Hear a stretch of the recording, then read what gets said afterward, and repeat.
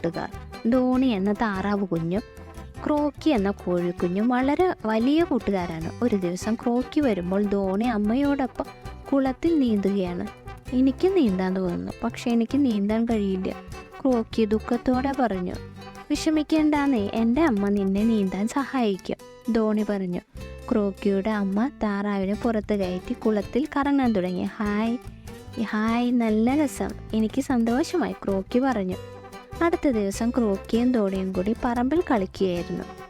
ധോണി 2 പക്ഷികൾ ആകാശത്തോടുകൂടി പറക്കുന്നത് കണ്ടപ്പോൾ പറഞ്ഞു, ഹായ്, എനിക്കും പറക്കാൻ തോന്നുന്നു, എത്ര രസമാണ് ഇവർ പറക്കുന്നത് കാണാൻ. വിഷമിക്കേണ്ടാന്നേ, എൻ്റെ അമ്മ നിന്നെ പറക്കാൻ സഹായിക്കും, ക്രോക്കി പറഞ്ഞു.